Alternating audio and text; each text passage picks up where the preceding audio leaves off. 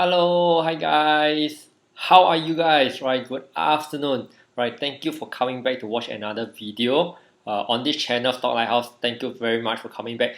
How's your week? All right, I haven't seen you guys for a while. All right, very glad to actually do another video for you guys actually share more knowledge on this week. I'm really so sorry for last week I didn't do a video. Mainly it's because I'm actually conducting a course teaching people actually how to invest, teaching new students actually how to start their investing journey. So I couldn't make a video last week because over the weekend I was busy on the course itself. Alright, before we get started to delve deeper into what's happening this weekend, alright, if you're brand new to this channel, alright, and you like what we are doing, okay, please subscribe to this channel, right, by clicking on the subscribe button, as well as don't forget to click on the notification bell button beside it so you'll be notified every single time when we upload a new video on this channel. Alright, so likewise, a quick disclaimer, if this is your first time watching this video, please pause and read it through. All in all, just to keep it short, alright, whatever things that we share on this channel is purely for educational purposes. It's not a buy or sell recommendation. Alright, so if you like what we do, if you pick up anything out of it, please do your own due diligence before you invest into anything that was mentioned here. Alright, okay, so let's do a quick recap, or rather quick look through again what's happening last week. Okay, so if you can recall, alright, like about 2 Fridays ago and last Saturday, alright, in the market, what's happening is actually we have the G20 summit, and this is one of the key events that most people look out for because that's where Mr. Donald Trump and Mr. President Xi is going to meet together in Japan, alright, to actually discuss how they actually go in ahead to discuss dealing with the trade war. Alright, just before the summit, they have a bit of head on because Mr. Donald Trump said that whatever agreement that was actually mentioned with China was not going through because China is backing out the deal and stuff like that. So the market got a bit volatile, retraces a bit, but after that they decided to go ahead in to actually to talk about it. So the market is looking out for this event on the G20 summit. Alright, but what actually went out of it at the end of the day, if you have read through the news, the only thing that they mentioned that is they just agreed to actually reinitiate, or rather to restart the US-China trade war talks. But at the end of the day, there's nothing really concrete come out of it. They just say that they're going to restart the talk again instead of going head-to-head war. Right, nothing has been concerned, but that actually leave up the market a bit in the sense that they feel that because there's room for negotiation, there's room to talk, both parties willing to open up and discuss further, alright, okay, there might be a potential the market will actually work out itself because of the trade war and the market will actually continue to rise up higher. Alright, that is one of the things. When they start to open up the thing, China did mention if you want the trade war talks to continue, first thing is they actually need to remove all the existing tariffs that actually US implemented on China to be so that everyone is on a fair ground, on a neutral position to start negotiating again. But unlikely that's what US actually wanted to do. Why would they actually want to remove the tariff? And one of the reasons they implement the tariff before the talk is so that you want to show some form of power over China and want to be on the upper hand in that sense, so that China will actually rethink about all this amount of money that will be taxed on them. Most likely they are the one who actually give way rather than the other way around, that US has to give way to China. Right? But apparently in this case, at this stage of the trade war, China is not very willing to back down. Of course, it's also because of the way and the culture that you need to deal with China people in terms of negotiating and running a businesses. We need to understand that every country, every culture, every people has their own ways of running business. They have their own mindset, they have their own systems. The way they do with it is totally different, and every country has to find a neutral ground to be neutral, to come in between to actually negotiate and work out the deal together. Apparently, it seems like both parties are strong-headed, and let's see where will this be going. Okay, and because of that trade war, it pulled back the market a bit. So that's where the market actually start looking back into the Fed, Mr. Powell, to find out his testimonial, because in the sense that we have an upcoming review of the interest rate, and Mr. Powell is looking in the sense that because previously before the G20 talk, he did mention that if the markets continue to get heated up, and it's going to affect the businesses, the Fed will be looking to either not raise interest rate or even consider to lower interest rate just to help to stimulate the economy back to a common ground so that they can maintain the 2% inflation rate. Alright, so that's where after G20, the market seems that US and China agreed to come and talk about it, but they don't seem to be getting anywhere. Now the attention actually fall back down to Mr. Powell, the Fed chairman, to see whether is there any chance that the US will be looking to lower the interest rates to help to stimulate the economy, stimulate the market, all right, and after that they're going to push up the price. All right, that is the anticipation of the market. Of course, as the day get closer and closer to the announcements, the day that the Fed is going to have the meeting, right? It seems like there's a strong sign that the Fed is not really looking at to cut the interest rate at all, and that create a bit of shock in the market because if the US China is not moving ahead, it's going to bring the economy down, and the Fed is not going to cut the interest rate, not going to create more favor, reducing the cost of running business for business owner. That will actually create a deadlock. Eventually, the whole market will lose confidence that the economy will continue to grow and boom for the next few years. Alright, and because of that, market got a shock, price retraces a bit. Alright, but is it really very far up from where we go? And this is the time where actually you look at the chart itself. Alright, so you can take a look at this. This is S&P 500. You will see that actually we have been hitting the all-time high. In fact, we have broke the all-time high just recently after the G20 summit. Alright, so previously this is where we are. Alright, and that's where in the late 2018, alright, the last quarter of 2018, it seems that trade war is not hitting where the market have a strong correction. After that, Mr. President Trump said that no, nothing is going to affect the US-China trade war. The economy is good. In fact, now is the best time to buy stock because the market is really undervalued, and that's where the market bounced up again. It hit at this point. That's where the US President Mr. Trump trying to threaten the China again by saying that no, things are not working out. That's where he started increased the tariff to 25%. You can recall, and market corrected, and then Mr. Powell to come in with a statement to say that if the economy is still going to get so uncertain, most likely the Fed is going to maintain or reduce the interest rate, right, to help to stimulate the economy. And so it has went up. It stopped right here where the G20 summit is. Okay, so after the summit, it seems to have a bullish run. It's because the US and China have said that they're going to restart the negotiation all over again. But for the whole last week, we have started to see news from reporters and analysts from both sides of the party saying that no, it seems like things is open up for discussion, but nothing has been really moved on. So price has moved up, but it didn't really break through pretty far. And now we are hitting the new key level where actually the S&P 500 will be hitting the 3,000 point. We are just a few points shy away, so this is going to be a new point. So at this point, will it continue to ride on the wave or will it break down? This is going to be an interesting area for us to look at. Alright, of course, to say that now, if you look on the long-term basis, S&P 500 or rather the US market is an all-time high. It's super expensive, right, for you to actually buy and invest in the US market as a whole in general. Okay, but is there really everything and nothing else we can see? And if it's really true, is there any other area we can look for opportunity? Alright, okay, so in this video, for this video, I'm going to share with you 3 companies I find that is highly potential. Alright, they might be undervalued, or rather they might be a good entry for you to look at to invest in. Okay, but remember in earlier I said this is not a buy-sell recommendation, everything just purely for educational purposes. Right, so you might just want to do your own study, own due diligence to find out what are these companies really doing and why is something that you might want to consider. Okay, so the first up I want to share with you is this company called Universal Insurance Holding. Alright, so basically it's a insurance company running in the US. So basically what they do, they basically have 3 segments they're running in their business. Firstly, just like any insurance company, they do underwriting, they create insurance product. Okay, mainly looking at household item, household insurance. Alright, they are not so much about personal insurance. They're talking in terms of healthcare, in terms of major illnesses, death and TBD and stuff. They are not so much into that, but they are more into home insurance in that perspective. Alright, so as you can see that their business in home insurance has been growing year after year.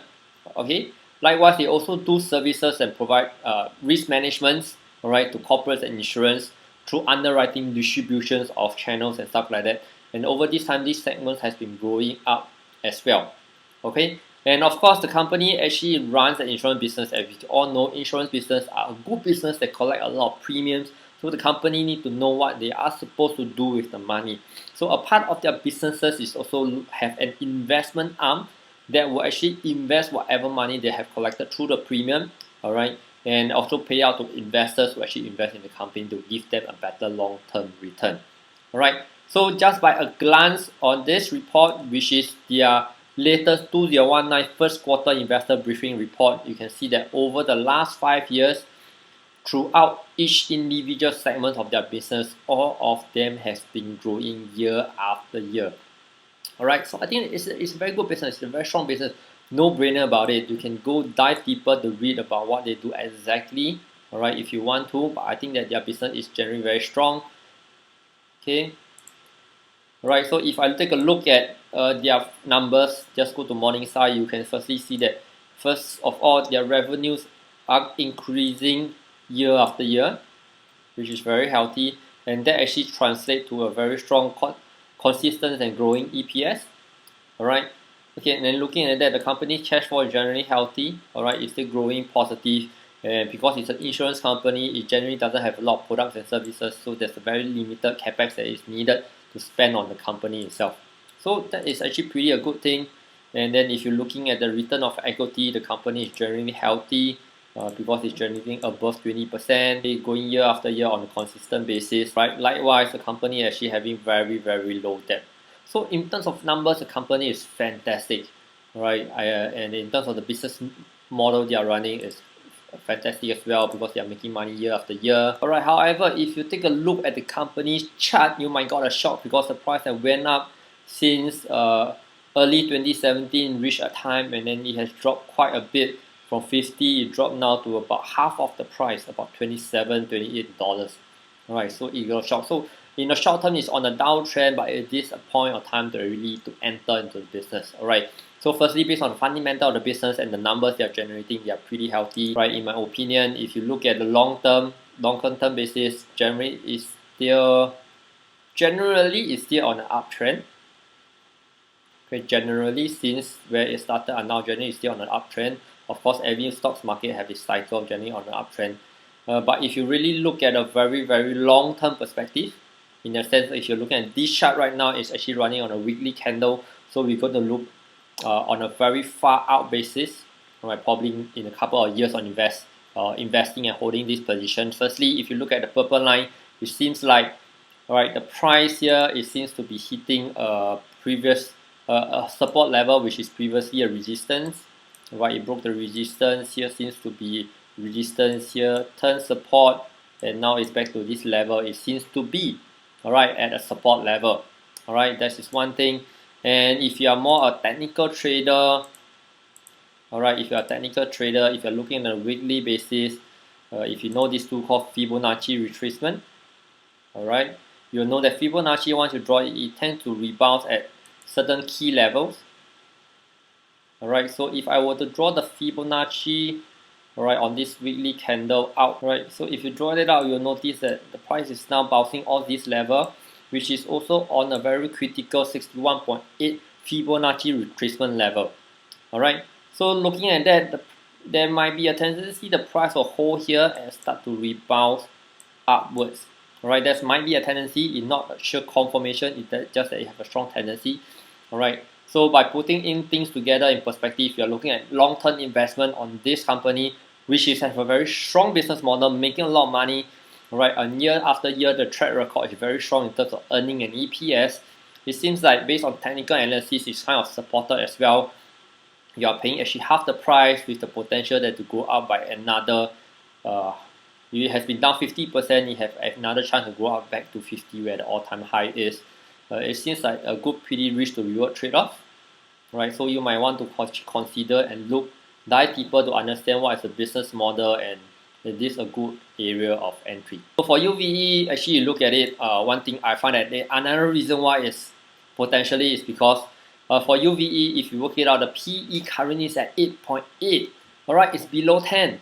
Alright, if you have been a value investor, you know anything below 10 is considered a good undervalue proposition to actually look at it. Alright, if I look at the company past 5 year earning growth at a CAGR growth rate of 16%, that works out your PEG to about 0.55, which is less than 1. Alright, so I need to say this company probably is undervalued. Alright, because I will next thing I'll look at it, the company cash flow model, discounted cash flow model to engage. Right, so just to be conservative, alright, because the analyst does not have an exact number, I just want to be conservative. If I take the past 5-year EPS CAGR growth rate, half of it, which is 8%, that works out based on their cash flow to be roughly about 142.57. That is the intrinsic value. Alright, and just now we have seen, alright, for UVE is trading at $27 to $28 currently, so it's way undervalued based on DCF model.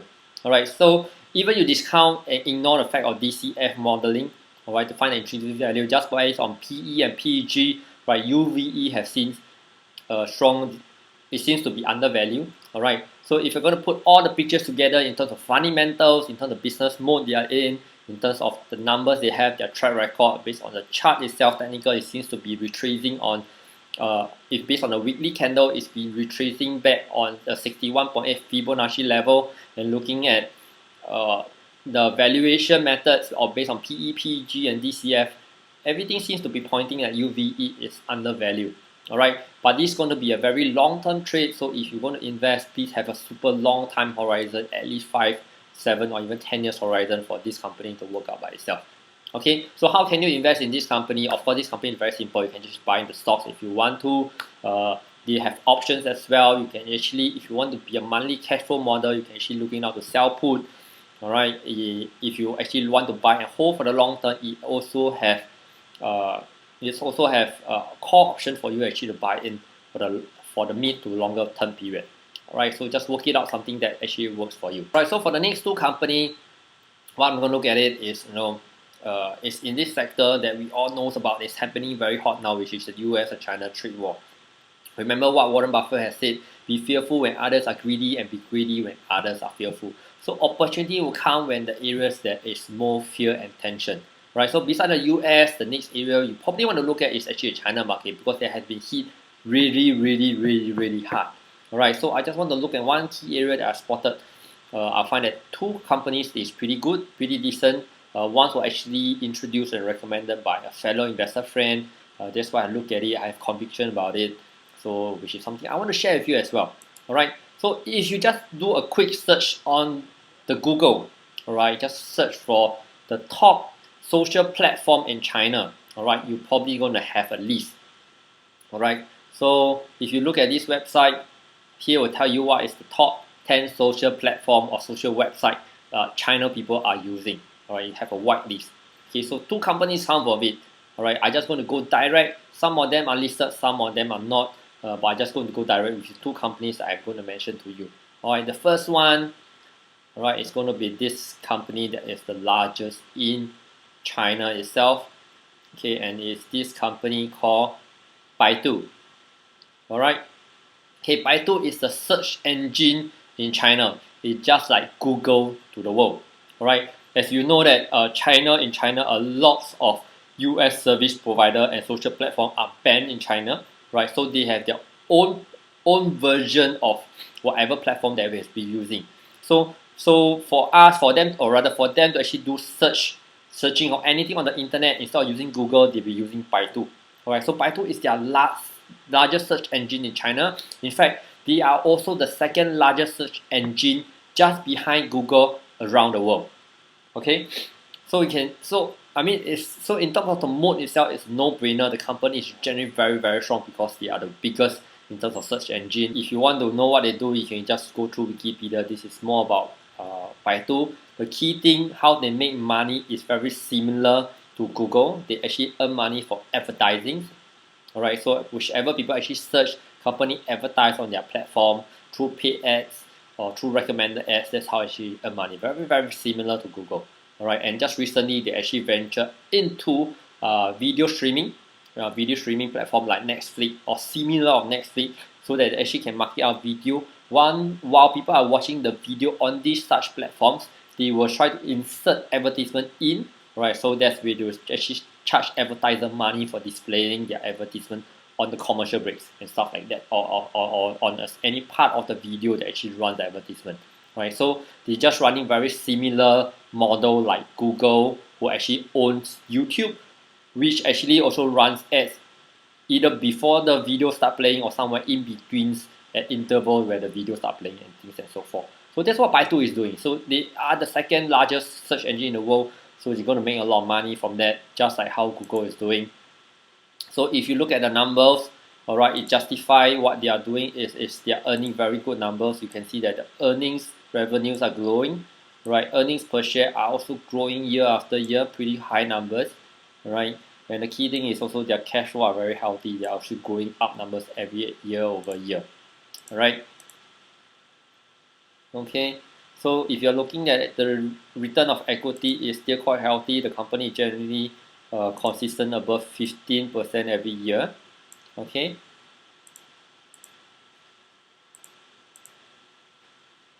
All right. And likewise, the company have very good current ratio threshold. Right. Just in case anything for short term, they need to pay off the short term debt. They have enough liquid asset to do that.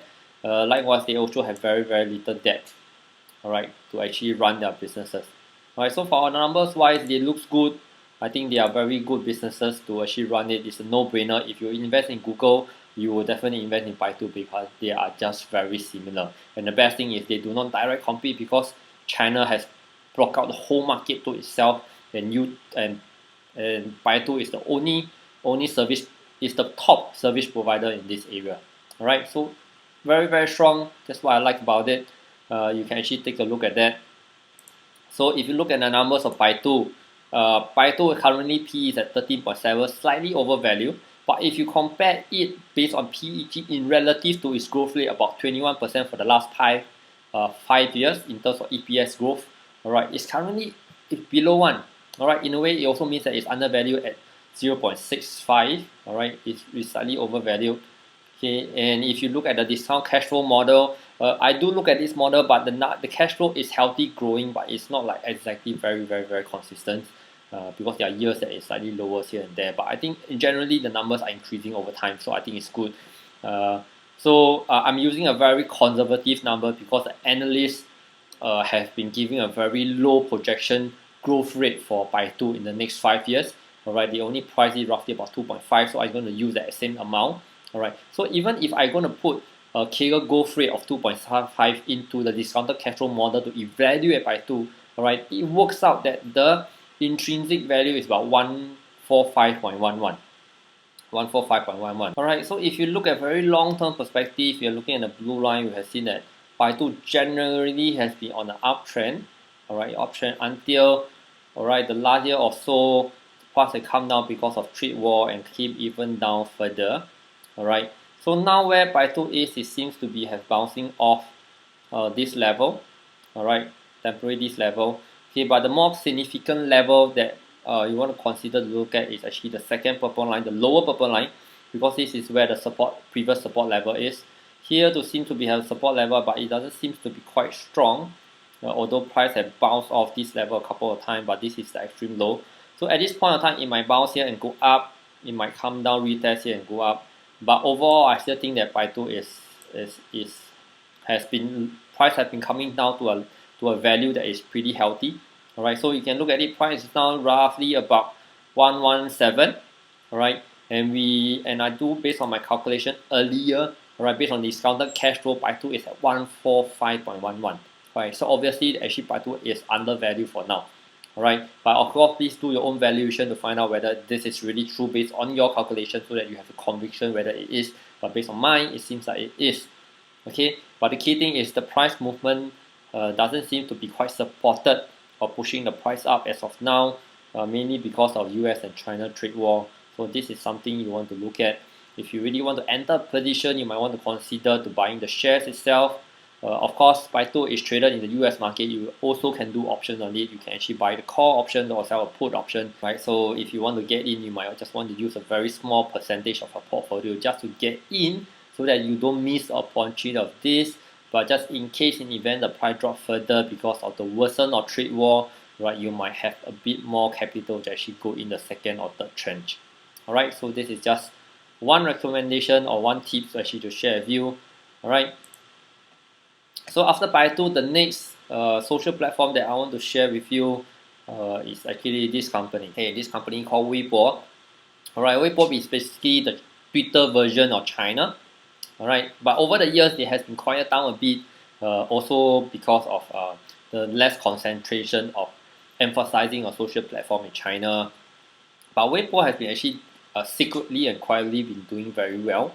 Alright, so how they work is basically they provide content in their platform, and likewise they make money by actually doing advertising platforms. So they actually create an ecosystem that allow advertiser to actually advertise on their platform, just like Twitter, just like how Facebook is doing, so on and so forth.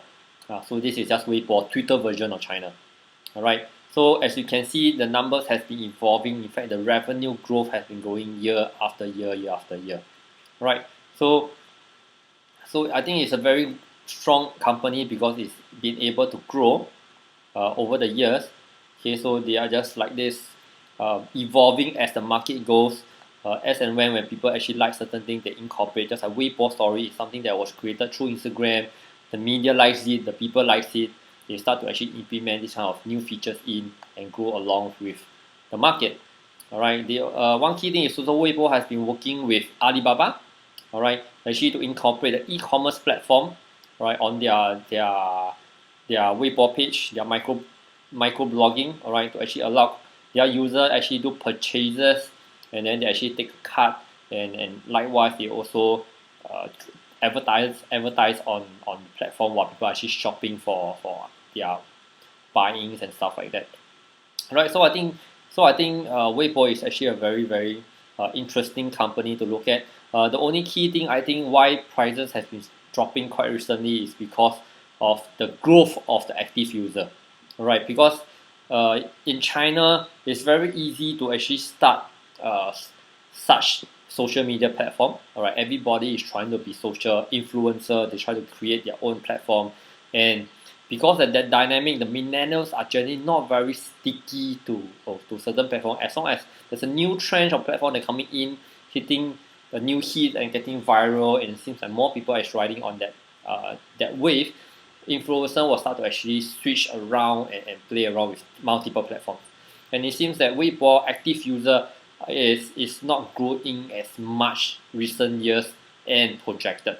Alright, so that would probably one of the reasons that has been affecting. But because of that, that doesn't mean that the company has been slowing down. The company is still working very hard year over year to find ways to actually attract more users in, to attract more advertisers, and find ways to actually get advertisers to spend more on their platform, right? So that they can actually translate more sales, more interactions, and more advertising revenue for the company, right? As actually you can see on the chart. So if you look at the numbers, right, you can see that actually Weibo has been growing their numbers very well. They have been growing their revenue very aggressively, and if you look at income, it's also growing very healthily, and basically that translates to a very high continuous growing of earnings per share, and that actually leads, same likewise, that leads to a very good healthy cash flow. Alright. Okay, if you're looking at the returns on equity, the company return on equity is also growing. It have actually broke through in the last 2 years above 20, right, to reach up to the 30s range, which is a good thing, right? So it's something that we need to see whether it can continue to grow and maintain at that level consistently. To in terms of current ratio, short-term cash to short-term liability, the company definitely have more than enough to actually to pay off any short-term debt. The only key thing is just on the last 2 years they has been starting to actually take on debt. Alright, so but it's still on a pretty healthy level below 1, right? But it is something to take note whether this number will continue year after year, and whether this number will actually grow over time. Alright, if it start to grow over time, it's clearly to show that the company is heavily relying on debt to grow the business, which is going to be something that as an investor we have to find out why and what's the key concern of them doing such decision. Alright, but overall the numbers are good. So if you look at Weibo, alright, it has been a very strong bullish run in the market because this was the time where China started to open up and everyone go crazily about social media, and that's where China start to have their own social media platform where Tencent, Weibo, and stuff like that start coming out, and the market is going crazy with their platform. But of course, when things start to get stabilized, get saturated, the topic get kind of like no longer a norm, things like that. Price get fluctuated and it's been coming down. So this is a weekly candle. You can see that price has been dropping off ever since the trade war has started. Alright, up to now it has dropped to here. But it seems like to me now it's hitting on at a certain support level.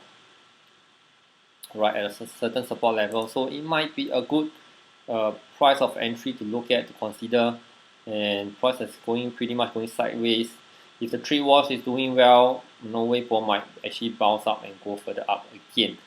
Alright, so this is a company that is, as it has been not catching a lot of attention, but in terms of revenue number, it seems to be pretty well. And now everything is on social media. That's why I think as a platform by itself, it is very strong. It has been in the market for more than 10 years. Alright, so we just have to keep a lookout after the US and China trade wars ended, where will these companies be going? Alright, so like I said, China is a direct impact of the US and China trade war. Anything in China, anything in US will be greatly affected. Right, so if you want to go into such position, right, please portfolio size do not enter too much. Right, but if you look at the numbers of Weibo, currently the PE is at about 16.4. Looking at the past 5-year CAGR growth rate, it's roughly about 16.88. That works out to the PEGs just slightly below 0.97. So we would say that Weibo at this point in time is slightly, I would say that Weibo is actually at a fair value. Alright, if you put in the discounted cash flow model, alright, based on the 16% CAGR growth rate, that roughly work out Weibo to about 50.88 intrinsic value. Alright, so as we have seen here, Weibo currently is trading about $44–45. So just give a slightly marginal margin of safety. Alright, so I would say Weibo currently at this stage, in fact after this drop to this level, Weibo now is right at where the fair value is. Alright, so if you think that Weibo is a good company, find out more about your friends who are from China. Are they still using Weibo, and how do they find Weibo, to understand a bit more and give you a bit more conviction, and you like what they mentioned about a company, and you feel that the company in the next 5 to 10 years will not die off, will continue to make money. They will still continue to go to the web pages, will go to their apps and start buying and viewing their content, and that will actually translate to more advertisers will actually advertise on their platform and generate advertising revenue. So probably this company will eventually be realized and by investors, by bigger companies, and eventually the numbers will soar. That will follow by the share price will soar, and as an investor who have entered earlier, will probably going to make some money. Alright, so at this stage, just be more cautious because of the US-China trade war is still ongoing. So if you're going to take any position, please remember the portfolio size. Do not put all your money in. Just take a small bite. If it really goes in your favor, you might actually want to enter the second or the third tranche. Just in case it go wrong, you're just going to lose a bit and not the whole big chunk of your portfolio. Alright, so these are the 3 companies I did share with you. Alright, the first one is Universal Holding. Okay, the second one is actually Baidu in China. And the last one is actually Weibo in China as well. Okay, alright, so if that's all for this week's video, alright, I really hope that whatever I shared for this week give you an insight about a quick review about the China market. Is really not here, not there, because nothing has been progressing, but there are still opportunities out there to look out for. Just be careful and be wise about your portfolio allocation. Do not put everything in, because we are, especially now in US market, we are at an all-time high. Anything can go either way. Just be careful. Okay, so that's the end of this video. I really hope you like it. Likewise, if you like this video, please comment whatever you say below so that we can have a discussion. Alright, same thing, if you have not subscribed to this channel and you like this video after watching it, please subscribe to our channel by clicking on the subscription button. Also remember to click on the notification bell button beside it so you'll be notified when the next video is actually uploaded on this channel. Alright, okay, so thank you very much for watching this video. I already hope you learned something, and I look forward to share more with you in the next video next week. Alright, okay, have a great weekend and take care. Bye bye.